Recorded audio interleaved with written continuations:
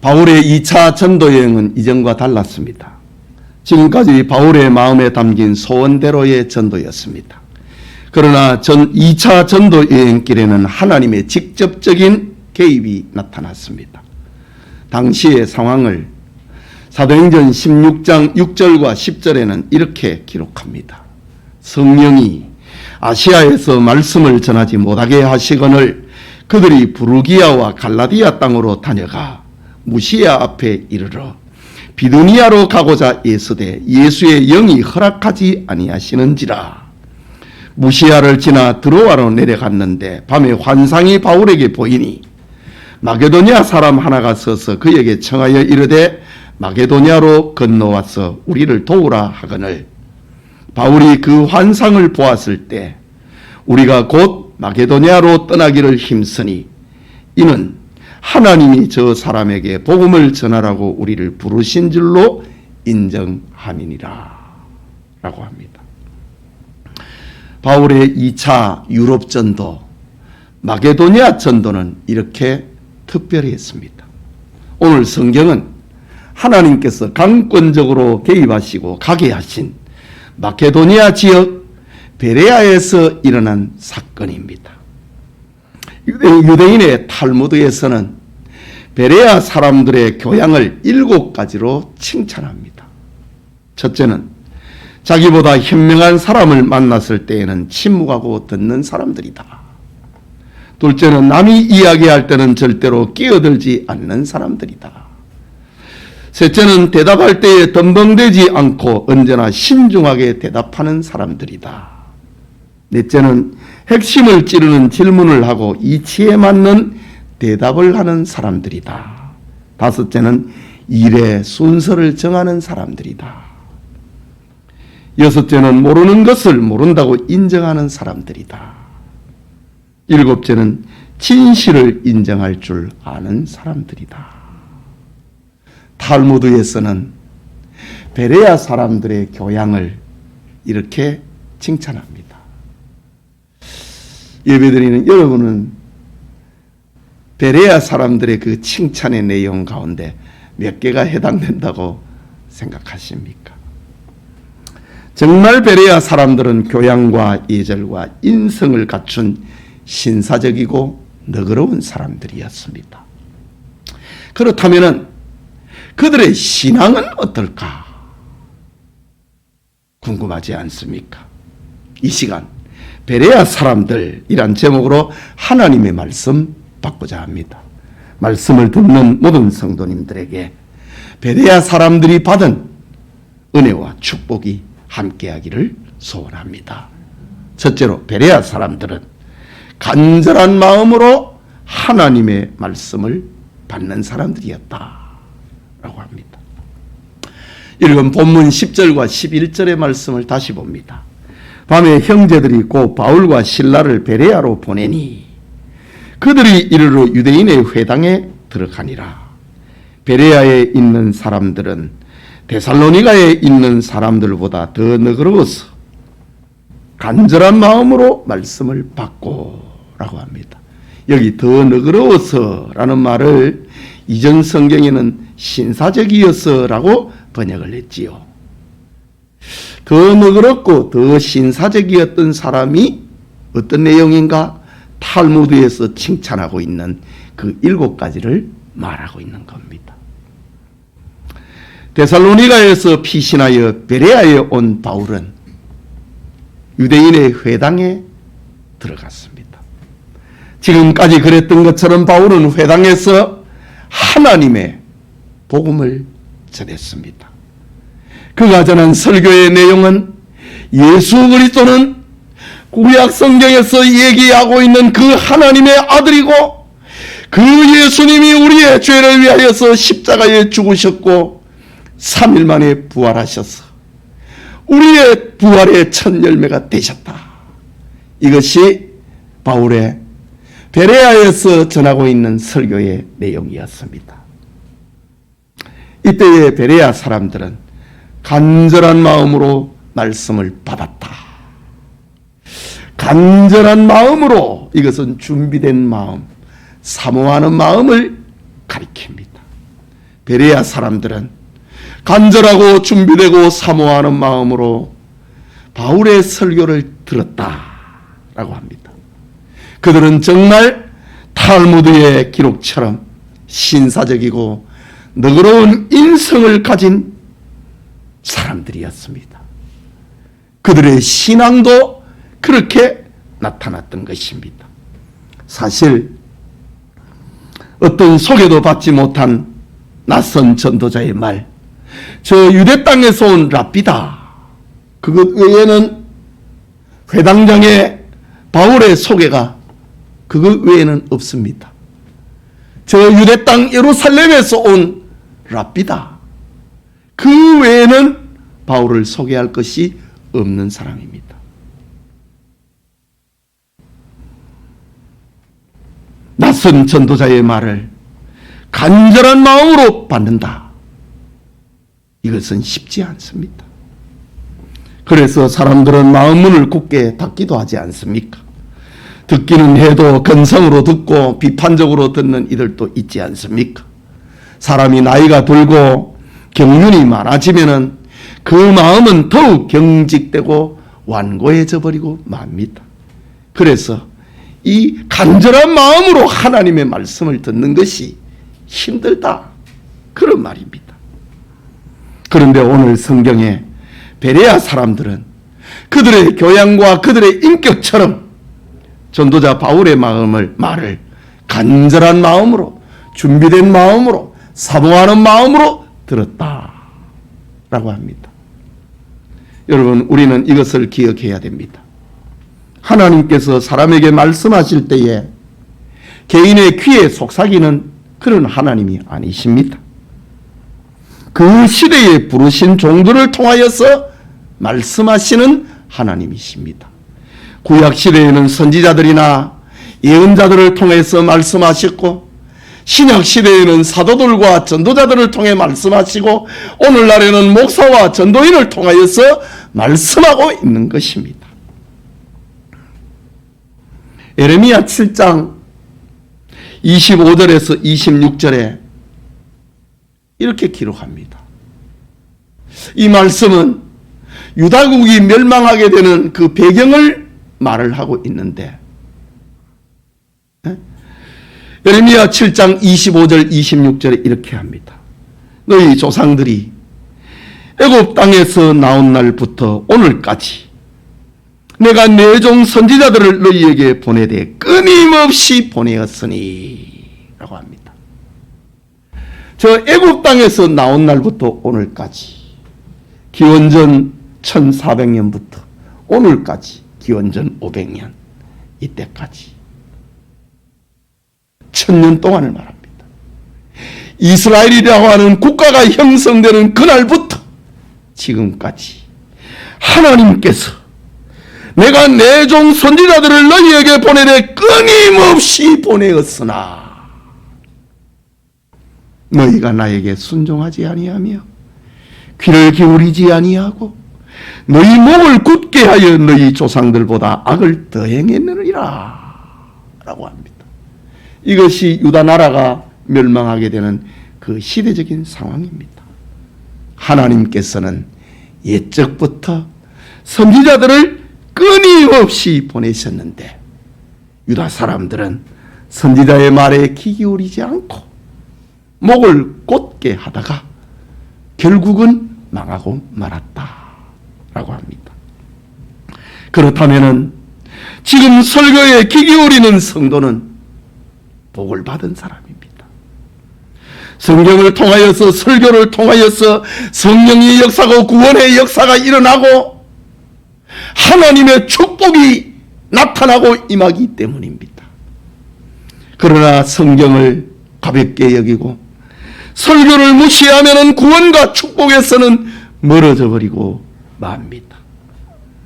우리 성도님들이 베레아 사람들처럼 간절한 마음으로, 사모하는 마음으로, 준비된 마음으로 하나님의 말씀을 받는 그런 은혜가 있기를 소원합니다. 그게 둘째로 베레아 사람들, 그들은 날마다 성경을 상고하는 사람들이었습니다. 본문 11절 후반부에 이렇게 기록합니다. 간절한 마음으로 말씀을 받고 이것이 그러한가 하여 날마다 성경을 상고함으로 라고 합니다. 이것은 베레아 사람들이 설교를 무비판적으로 맹목적으로 들은 것이 아니라는 말입니다. 정말 사모하는 마음, 간절한 마음으로 하나님의 말씀을 받았는데 그들은 어리숙하지 않았다 이 말입니다.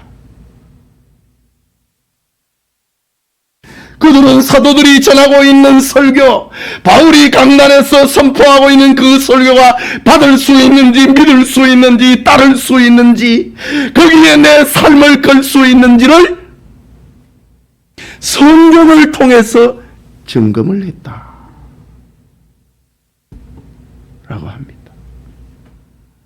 말하자면 바울의 설교가 성경적 근거를 가지고 있는지 확인하기 위하여서 성경과 설교를 대조했다.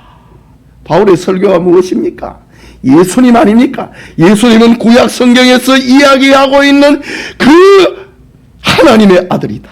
그 메시아다.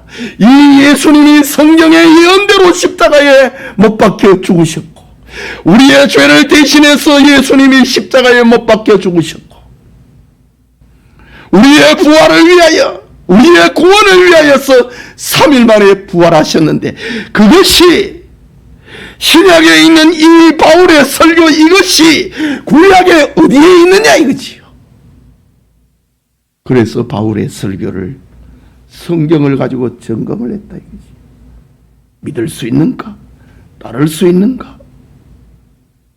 거기에 내 삶을, 내 인생을 거기에 걸 수 있는가? 그것을 점검했다 라고 합니다. 설교를 흠집내기 위해서가 아니고 바로 믿고 바로 살고자 하는 열정으로 그들은 그렇게 했습니다. 베레아 사람들의 교양과 인성이 이렇게 신앙생활 속에서도 아름답게 나타났던 것입니다. 여러분, 우리나라 사람들처럼 종교성이 특별한 사람들은 많지 않습니다. 참, 우리나라 사람들은 옛날부터 참 독특한 종교성을 가지고 있습니다.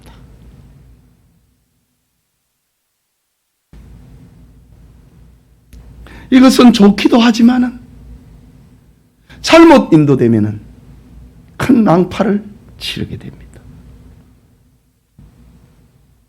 한국교회 성도들의 가장 큰 문제가 무엇이냐? 그걸 하나를 꼽으라고 하면은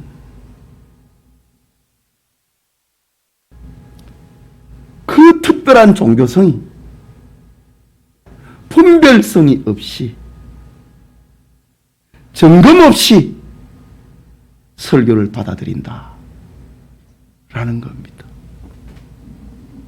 성경이 설교가 성경적인지 살피지 않는다 이거지요.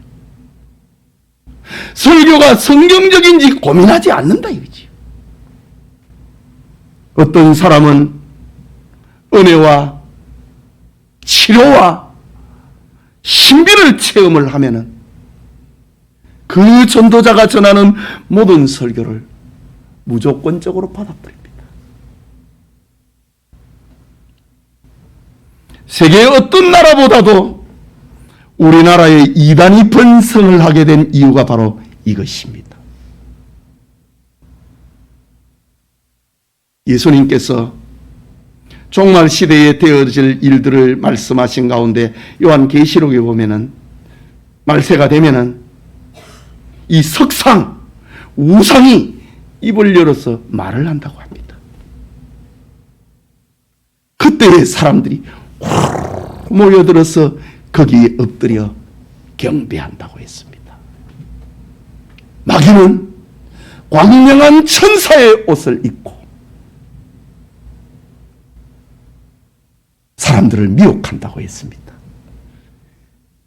그러나 성경은 그 정체를 이 얘기를 합니다. 모양은 양인데 그 입에서 나오는 말은 용의 말을 한다 이거죠. 마귀의 말을 한다 이거죠. 사탄의 말을 한다 이거죠. 그것을 따라가는 자는 지옥의 형벌을 면하지 못할 것이다. 이렇게 들려주고 있습니다. 오늘날 사람들이 어떤 특정한 목사, 어떤 특정한 교주를 앞에서 내가 그를 통해서 은혜를 받았다. 내가 그를 통해서 방언을 했다. 내가 그를 통해서 신비를 체험을 했다. 내가 그를 통하여서 위태로운 일에서 벗어났다.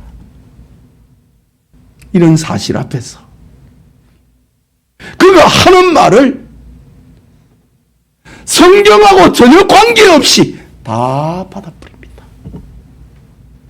그래서 이 땅에 이단이 왕성한 것이 바로 그런 이유입니다. 목사가 이단들의 활동을 보면은 참 유치합니다. 유튜브나 TV를 통해서 보면은 정말 유치합니다. 그런데 거기에 사람들이 몰려 있는 거예요. 참 저급한 신비주의입니다. 이유가 뭐냐? 성경은 신경 안 쓴다 이거지. 성경으로 설교를 점검하지 아니하고 감정과 느낌으로 그냥 받아버립니다. 그래서 이단에 빠지고 저급한 신비주의자가 되어버리고 맙니다. 진리에 바로 서고 이단에 미혹되지 않으려면 베레아 사람들처럼 성경으로 설교를 점검해야 됩니다. 성경으로 설교를 점검하라고 우리 교회보에 설교문을 다 싣고 있지 않습니까? 첫날부터 지금까지.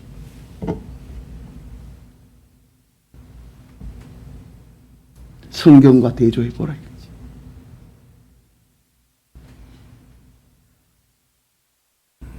표적과 기사와 기적이 일어난다 할지라도 나의 감정과 나의 필요와 나의 요구를 만족시켜준다 할지라도 성경에서 설교가 어긋나면은 그 따라가면 안 됩니다. 따라가면 멸망입니다.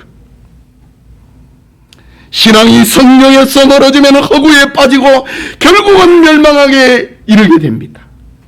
그래서 성도들의 신앙을 바르고 건강하게 하기 위해서 우리의 생활 원리가 하나님 중심, 성경 중심, 교회 중심이라는 슬로건을 가지고 교회 운동을 하고 있는 것 아닙니까? 예배드리는 성도님, 성경은 철학의 가치를 가지고 있습니다. 그러나 철학을 말하기 위해서 성경을 기록한 것이 아닙니다. 성경은 문학의 가치를 가지고 있습니다. 얼마나 아름다운 시들이 많습니까? 그러나 문학을 가르치기 위하여서 성경을 기록하고 있는 것이 아닙니다. 성경에 기록된 신비, 치료, 은사, 이 모든 것을 이런 관점에서 성경을 봐야 되는 겁니다. 예수님은 요한복음 5장 39절에 이렇게 말씀하셨습니다. 너희가 성경에서 영생을 얻는 줄 생각하고 성경을 연구하거니와 이 성경이 곧 내게 대하여 증거하는 것이니라. 성경을 예수님에게 대해서 맞춰갖고 해석해야지 오늘의 교주에다가 맞추면 안 된다 이 말입니다. 어떤 특정한 지도자에게 맞추면 안 된단 말입니다. 이 성경은 곧 내게 대하여 증거하시는 거라. 예수님의 이야기입니다. 설교가 예수님에게서 멀어지면 안 된다 이 말입니다. 요한복음 20장 30절과 31절에는 이렇게 말합니다. 예수께서 제자들 앞에서 이 책에 기록되지 아니한 다른 표적도 많이 행했으나 오직 이것을 기록하면 너희로 예수께서 하나님의 아들 그리스도이심을 믿게 하려 함이요 또 너희로 믿고 그 이름을 힘입어 생명을 얻게 하려 함이니라. 성경을 기록하고 있는 목적은 예수님을 믿어서 생명을 얻도록 하는 것이 성경 기록의 목적입니다. 말하자면 성경에서 예수님을 알아야 되고 그 예수님을 믿어 구원에 이른다고 하는 것이 성경 기록의 목적이고 우리의 믿음 역시 여기에 초점을 맞춰야 됩니다.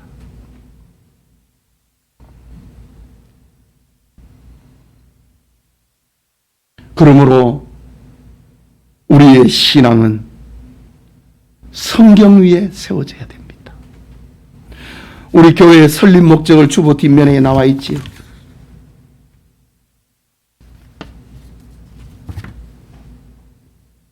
신구약 성경 위에 선지자들과 사도들의 터 위에 우리 교회는 세워져야 된다.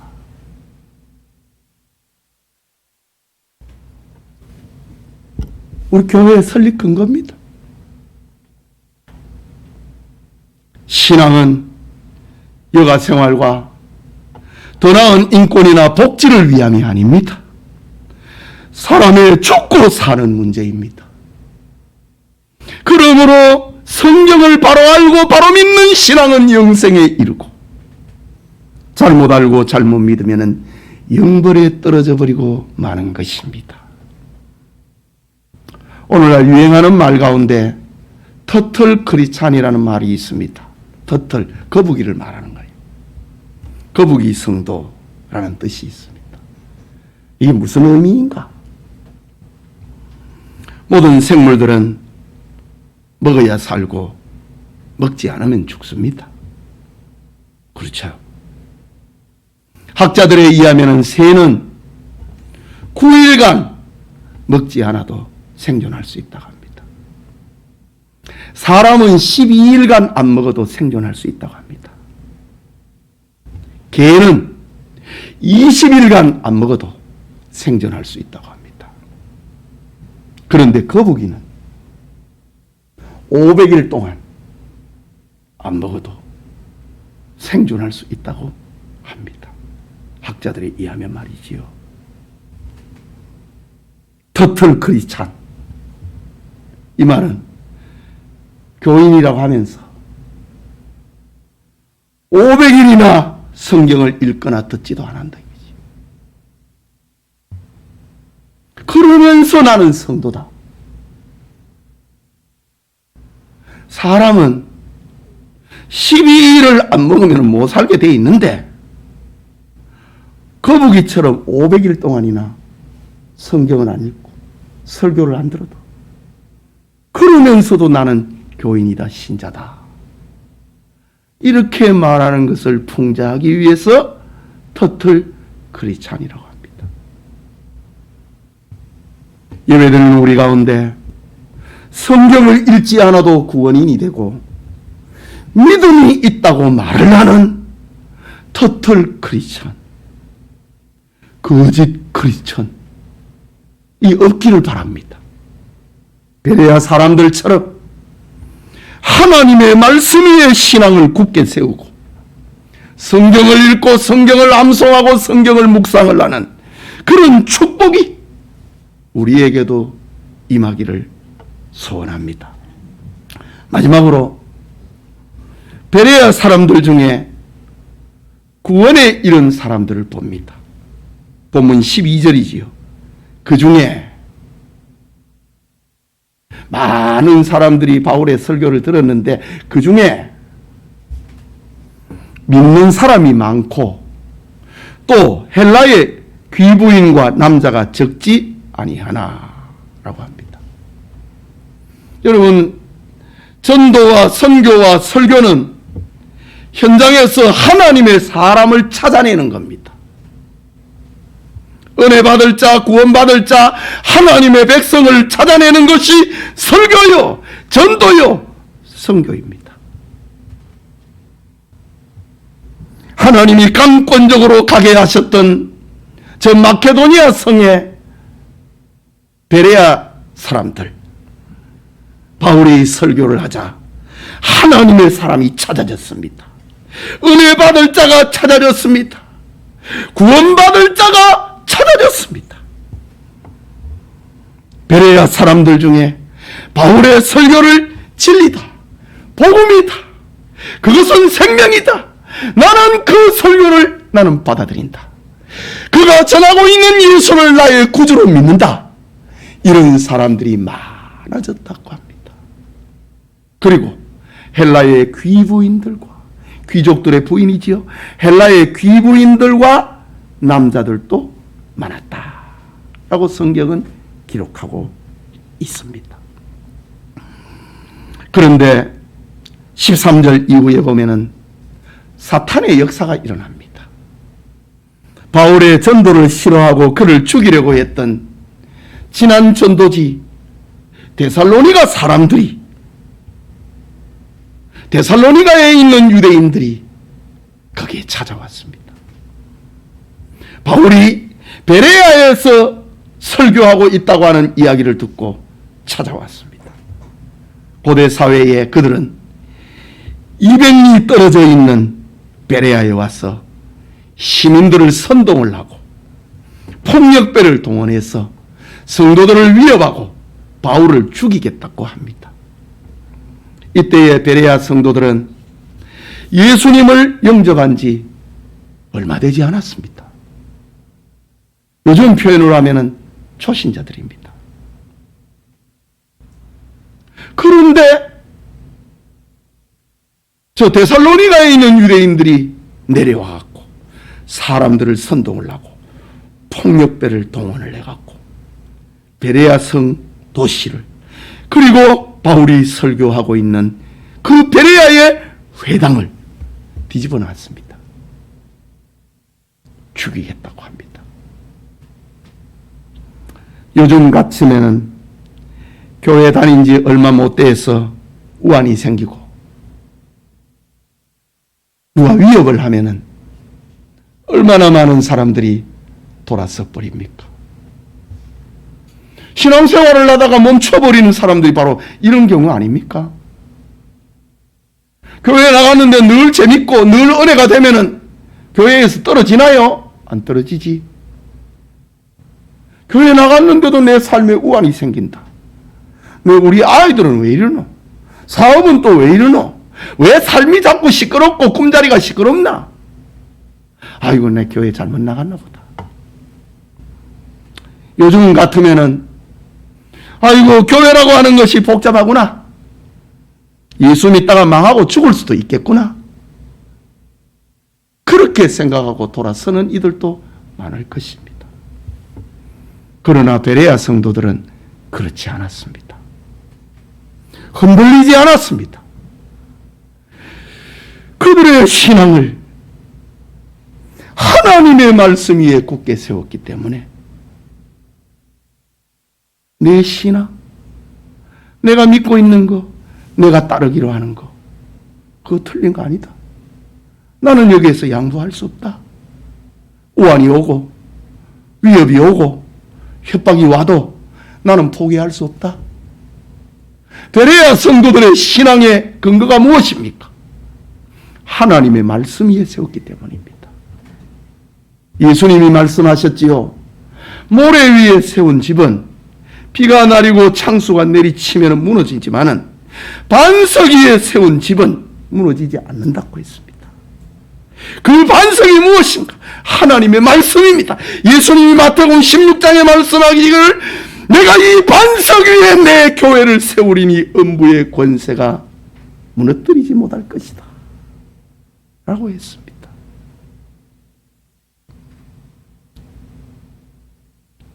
베레아 교회의 성도들은 그들의 신앙을 하나님의 말씀 위에 세웠기 때문에 비록 초신자라 할지라도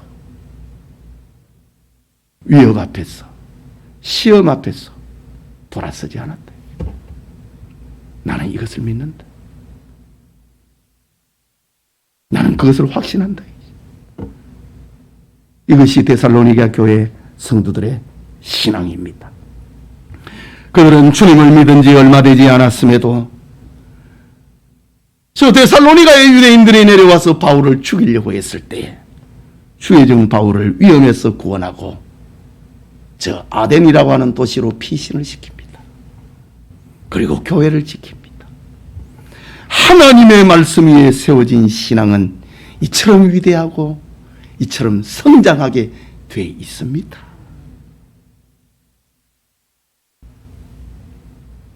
마치 씨앗이 떨어지면 거기에서 삭이 나오고 자라는 것처럼 하나님의 말씀으로 세워진 신앙은 반드시 성장하게 돼 있습니다. 그들은 주님을 믿은 지 얼마 되지 않았음에도 교회를 지킵니다. 행동합니다. 순교적인 삶을 살게 됩니다. 자원하는 삶을 살게 됩니다. 이것이 베레아 성도들이 받은 믿음이요 구원의 축복이었던 것입니다. 예배드리는 영천의 성도 여러분, 베레아 사람들은 간절한 마음으로 하나님의 말씀을 받았습니다. 아이가 어머니의 젖을 사모하듯이 열린 마음으로 준비된 마음으로 하나님의 말씀을 받았습니다. 베레아 사람들은 설교가 성경적인 근거를 가지고 있는지 성경으로 그 설교를 점검했다고 합니다. 그들은 자신의 믿음을 성경 위에 굳게 세웠습니다. 성경이 나를 주장할 때는 구원에 이르지만은 내가 성경을 주장해버리면은 멸망에 이르고 말 것이기 때문입니다. 그 결과 그들은 구원에 이르렀습니다. 믿는 사람이 많고 또 헬라의 귀부인과 남자가 적지 아니했다라고 합니다. 이것은 부흥의 축복입니다. 뿐만 아니라 위기에서 주의 종을 구하고 교회를 지키기 위해서 자신의 목숨을 아끼지 않았습니다. 하나님의 말씀 위에 세워진 신앙은 이렇다. 그것을 우리에게 알려주고 있는 것입니다. 이런 하나님의 능력의 말씀의 능력을 깨달았던 영국의 엘리자베스 여왕은 나는 나의 모든 영토를 버릴지언정 성경을 버릴 수 없다 라는 말을 남겼습니다. 얼마나 위대한 말입니까? 해가 지지 아니하는 대영 제국을 이루었던 엘리자베스가 나는 내 영토 모두를 다 잃어버린다 할지라도 나는 성경을 버릴 수 없다 라고 했습니다. 하나님의 말씀은 이렇게 위대하다는 말입니다. 감동적인 이야기 하나 하고 오늘 설교를 마치려고 합니다. 미국 남북전쟁의 영웅이요 작가인 웰레스는 평소에 기독교 신앙에 대해서 적개심을 품은 불신자였습니다. 그는 죽기 전에 세상을 깜짝 놀라게 할 작품 하나를 쓰고 싶었습니다. 사람들이 자기 글을 읽으면 누구든지 기독교를 떠나게 만드는 그런 작품이었습니다. 이 일을 위하여서 그는 많은 자료를 수집했고 마지막으로 성경의 약점이 무엇인가, 거짓이 무엇인가, 그리고 그 허구를 폭로하기 위해서 성경을 읽기로 작정합니다. 창세기에서부터 읽기 시작한 그는 복음서를 다 읽기 전에 그의 마음이 뜨거워졌습니다. 요한계시록을 다 읽기 전에 돌 같은 그의 마음이 녹아내려버렸습니다. 결국 그는 그리스도에게 항복하고 기독교를 농락하려던 펜을 꺾어버리고 새로운 펜을 들고 그리스도의 사랑과 속죄를 주제로 만인의 신금을 올리는 대작을 쓰게 됩니다. 그것이 우리가 잘 아는 배너라는 문학작품입니다. 배너의 마지막 장면에 저 토굴 속에서 나오는 주인공, 비가 쏟아지고 천둥이 내리치는 그 광경 속에서 주인공이 몇몇 사람들과 더불어 굴 속에서 나옵니다.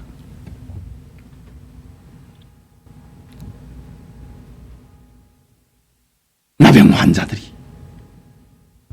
천둥이 내리치고 소나기가 내리는데 자기 몸을 보니까 병이 다 나아버렸습니다. 나병 환자에서 치료를 받았습니다. 작가 웰레스는 자기처럼 나병 환자에 걸려있는 그런 사람처럼 그런 인생이라 할지라도 예수님을 믿으면 새 사람이 된다. 깨끗한 새 사람이 된다. 치료를 받는다. 이런 사실을 그의 작품 결론 부분에 남기고 있습니다. 누구든지 예수님을 믿으면 새로운 변화와 구원을 체험하게 된다는 사실을 그 작품을 통해서 알려주고 있습니다. 성경은 이처럼 사람을 변화시키는 신비한 능력, 신비한 힘이 있다는 사실입니다. 오늘 예배드리는 성도님, 더위가 아직 가시지 않았지만은 다음 주는 가을의 시작인 9월입니다. 우리 교회는 봄과 가을에 제자훈련반을 통하여서 믿음을 지키고 믿음의 성장을 추구하고 있습니다. 제자훈련반에 여러 강좌가 있지만은 코로나 재앙이 계속되는 이번 가을에도 목사와 함께 90일 성경 읽기를 시작하려 합니다. 영천의 모든 성도님들이 베레아 사람들처럼 성경 위에 신앙을 굳게 세우고 성경 속에서 은혜와 축복을 체험을 하는 그런 은혜가 임하기를 소원합니다. 우리 같이 기도합시다. 말씀을 받았습니다. 여러분, 성경 위에 여러분의 신앙이 세워지지 아니하면은 여러분에게 우환이 찾아오고 근심 걱정되는 일이 넘어오면은 신앙은 다 무너집니다. 마귀가 말을 합니다. 봐라, 교회 나가봐도 별거 없잖아. 교회 나갔더니 더 어려움이 많잖아. 장로가 되더니 권사가 되더니 안수집사가 되더니 더 어려운 일들이 많잖아. 마귀가 반드시 그렇게 얘기합니다. 성경 위에 우리의 신앙이 세워지지 아니하면 넘어져 버립니다. 그러나 우리의 신앙이 성경 위에 세워지면 사탄아 물러가라 라고 말을 하면서 신앙의 자리를 굳게 지키게 되는 겁니다. 오늘 말씀 생각하면서 성경 위에 세우는 베레아 사람들처럼 그들의 신앙처럼 내 믿음도 성경 위에 세워지기를 위해서 감정과 느낌 위에 세우면 안 됩니다. 경험과 체험이 기준이 되면 안 됩니다. 하나님의 말씀입니다. 하나님의 말씀 위에 여러분의 신앙을 세워야 종말의 날에 믿음을 지킬 수가 있다는 말입니다. 기도합시다.